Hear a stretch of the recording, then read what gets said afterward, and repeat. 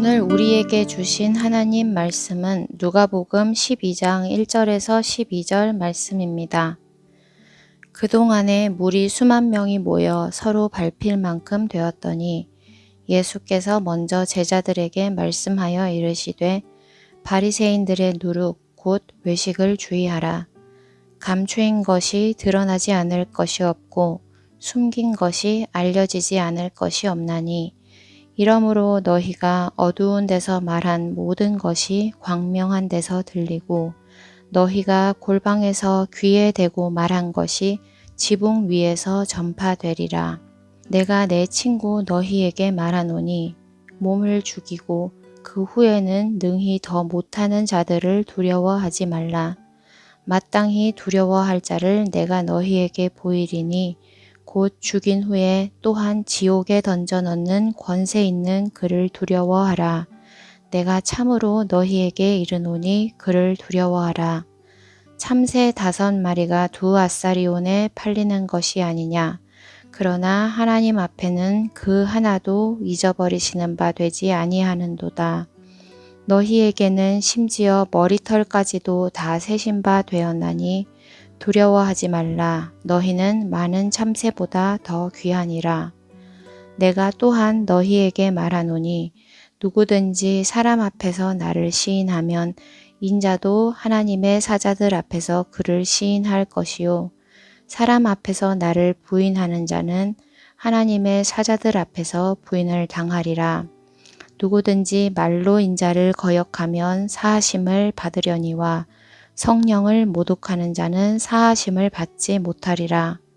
사람이 너희를 회당이나 위정자나 권세 있는 자 앞에 끌고 가거든 어떻게 무엇으로 대답하며 무엇으로 말할까 염려하지 말라.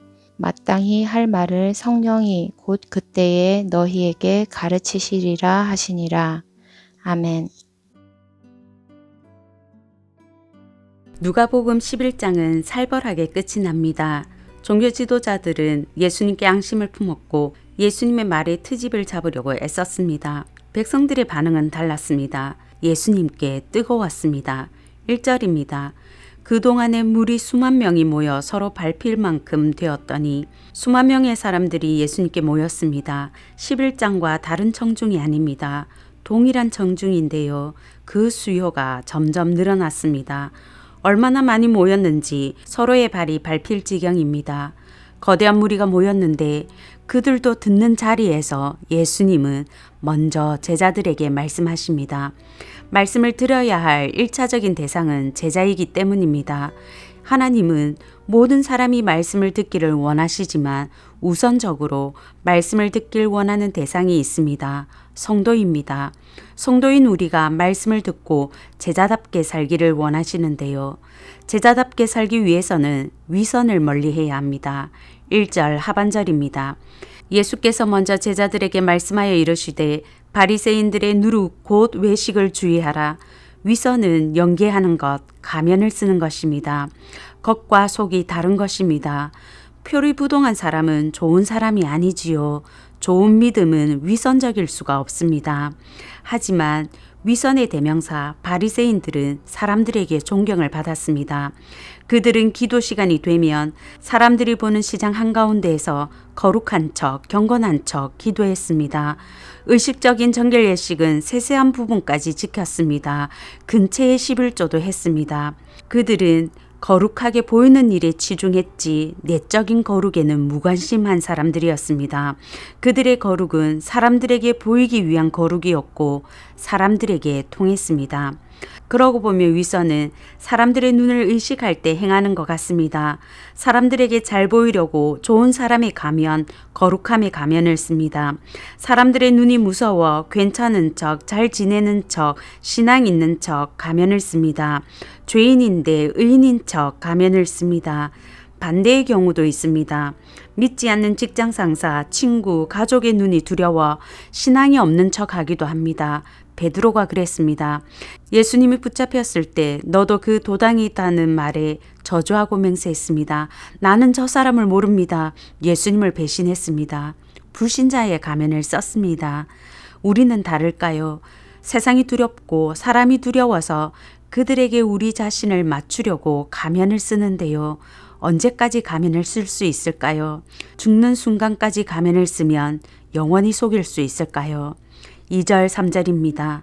감추인 것이 드러나지 않을 것이 없고 숨긴 것이 알려지지 않을 것이 없나니 이러므로 너희가 어두운 데서 말한 모든 것이 광명한 데서 들리고 너희가 골방에서 귀에 대고 말한 것이 지붕 위에서 전파되리라. 영원히 속일 수 없습니다. 우리의 위선이 드러나는 날이 있기 때문입니다. 최후 심판의 날입니다. 이 땅에서 행한 것이 숨김없이 드러난다고 주님은 말씀하십니다. 그날에 골방에서 한 기속말조차도 지붕 위에서 확성기에 대고 외친 것처럼 폭로될 것입니다. 살아생전 사람들을 다 속였는데 죽을 때까지 가면을 잘 썼는데 누가 알아서 폭로될까요? 하나님이 아십니다. 하나님은 모든 것을 아시는 전지하신 하나님이십니다. 하나님은 모든 곳에 계신 무소부재의 하나님이십니다. 하나님은 중심을 보시는 하나님이십니다. 하나님이 마음의 동기를 다 아시고 다 보셨습니다. 사람은 속여도 하나님은 속일 수 없습니다. 다 아시고 다 보신 하나님이 심판의 날에 우리의 모든 행동을 폭로하시고 책임을 물으실 것입니다. 누군가는 말합니다. 위선의 반대말은 회개라고. 자신의 실제 모습 그대로를 직면하지 않고는 회개할 수 없습니다. 우리는 회개를 통해 직면한 자신의 부족함, 잘못, 실수, 죄, 그 모든 것을 하나님 앞에 다 드러내고 인정하게 됩니다. 성도 여러분, 하나님을 믿는 성도는 최후 심판을 믿는 사람들입니다. 사람들의 거짓된 인정, 거짓된 존경, 거짓된 안위를 위해 위선적으로 살기에는 치르는 값이 너무 엄청납니다. 하나님의 영원한 심판이 기다리고 있습니다. 위선으로 감추어서 하나님의 공의의 심판 앞에 서지 말고 회개로 드러내어 하나님의 사랑을 경험하는 저와 성도님들 되시길 바랍니다. 제자답게 살 때 우리를 찾아오는 것이 있습니다. 4절입니다. 내가 내 친구 너희에게 말하노니 몸을 죽이고 그 후에는 능히 더 못하는 자들을 두려워하지 말라. 믿음 때문에 제자들을 죽이려 하는 사람이 있음을 보여줍니다. 제자들에게 박해와 죽음의 위협이 찾아오는데요. 그때 믿음에서 떠나지 않으려면 어떻게 해야 할까요? 첫째, 유일한 두려움의 대상은 하나님이심을 기억해야 합니다. 5절 세번역입니다. 너희가 누구를 두려워해야 할지를 내가 보여주겠다. 죽인 다음에 지옥에 던질 권세를 가지신 분을 두려워하여라. 그렇다. 내가 너희에게 말한다. 그분을 두려워하여라. 예수님은 우리가 두려워해야 할 분은 오직 한 분 하나님이라고 말씀하십니다. 죽이려는 사람과 죽음조차도 마지막 심판과는 비교할 수 없기 때문입니다. 지옥으로 번역된 게헨나는 흰놈 골짜기에서 파생된 단어입니다. 이곳은 이방신 몰렉에게 아이들을 인신제사 드리던 곳입니다. 요시야 왕 때는 쓰레기 폐기장이 되었고 쓰레기와 벌레들을 처리하기 위해 불이 꺼지지 않았다고 합니다. 게한나는 불과 형벌의 장소를 가리키는데요. 사람은 우리의 몸을 죽일 수 있지만 그 다음에는 아무것도 할 수 없습니다. 하나님은 아닙니다. 하나님은 우리를 죽인 다음에 지옥에 던져 넣을 수 있는 권세를 가졌습니다. 하나님의 권세에 비하면 사람의 권세는 아무것도 아닙니다. 사람을 두려워하지 마시기 바랍니다. 죽음도 두려워하지 마시기 바랍니다. 사망 권세 이기신 주님이 우리 주님이십니다. 주님이 부활의 첫 열매 되셨습니다. 우리 또한 부활할 것입니다. 우리가 두려워하고 우리가 경외해야 할 분은 오직 하나님 한 분이심을 기억하는 성도님들 되시길 바랍니다. 둘째, 하나님의 자상한 돌보심을 신뢰해야 합니다. 하나님은 헐값에 팔리는 참새조차도 잊으신 것이 없다고 말씀하시는데요.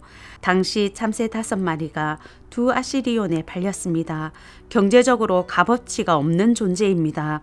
참새는 가난한 사람들이 값싸게 구해서 먹던 거라 참새를 잡아서 파는 일이 흔했는데요.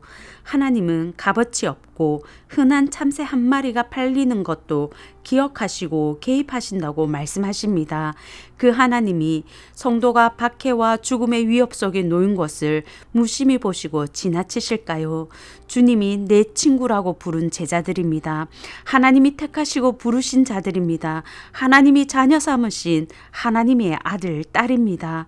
참새 한 마리의 생명도 그냥 지나치지 않으시는 하나님이 많은 참새보다 귀한 우리가, 하나님의 자녀인 우리가 당한 위기를, 죽음의 고통을 그냥 지나치실 리 없습니다.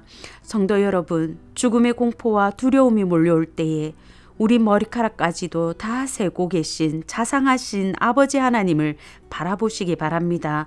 신뢰하시기 바랍니다. 하나님은 큰 두려움이 변하여 노래가 되고 소망이 되게 해 주실 것입니다. 믿음에서 떠나는 것이 아니라 오히려 믿음이 더 견고해질 것입니다. 셋째, 하나님의 인정을 바라보아야 합니다. 8절 9절은 말합니다.